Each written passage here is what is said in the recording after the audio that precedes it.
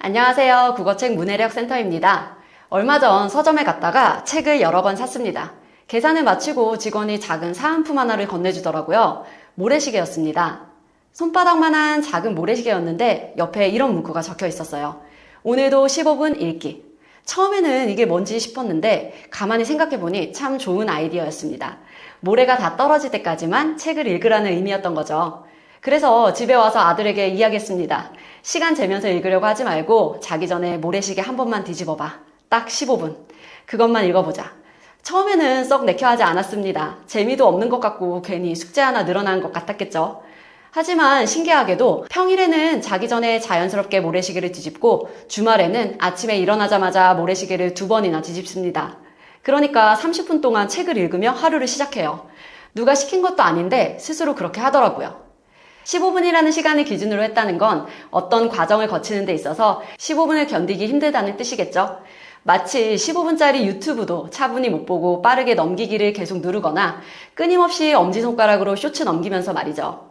그래서 오늘 영상의 제목을 진취적 학생을 위한 15분 읽기라고 지었습니다. 사실 이 제목은 최근 읽은 아주 짧은 소설에서 가져왔어요. 제목은 진취적 시민을 위한 15분 읽기입니다. AI가 줄거리와 주제를 설명해주는 형식으로 진행되는 독특한 소설입니다. 이 소설에는 한 연인이 등장합니다. 한 사람은 무엇이든 효율적으로 하는 것을 좋아해요. 택배도 엘리베이터도 배달도 모든 것을 굳이라는 말 한마디로 판단합니다. 굳이 마트까지 걸어가? 굳이 직접 가? 굳이 배달시킬 필요가? 굳이? 처음에는 귀엽게 들립니다. 하지만 시간이 지날수록 이 굳이는 조금씩 사람 사이의 과정을 잘라버립니다.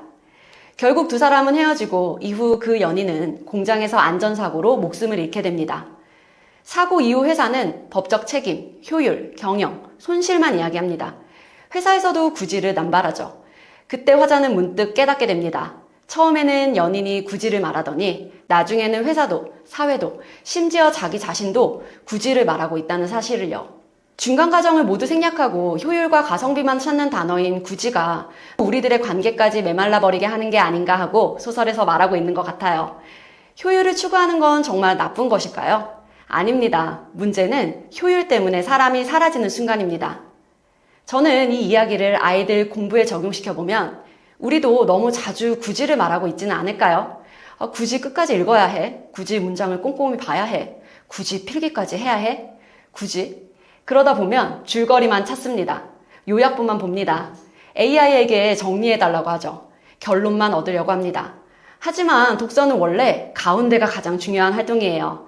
예를 들어 책을 한 권 사러 간다고 생각해보면 집에서 시간을 비우고 누구와 갈지 생각하고 서점까지 걸어가고 새 책 냄새도 맡고 이 책 저 책 펼쳐보며 표지도 비교하고 가격도 보고 옆에 있는 문구 코너도 구경하고 우연히 다른 책도 만나고 계산을 하고 집으로 돌아옵니다.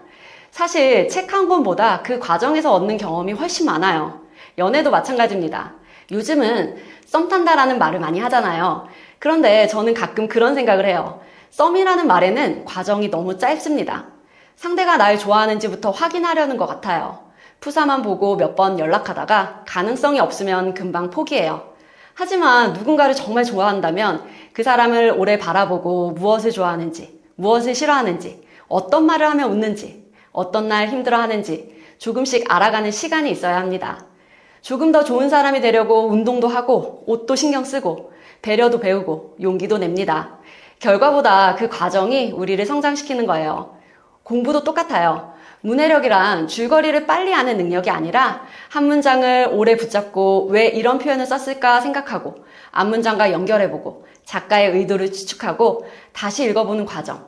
그 시간이 사람의 사고력을 키웁니다. 그래서 저는 아이들에게 요약하지 말라고 이야기하는 것은 아닙니다. AI를 쓰지 말라는 것도 아닙니다.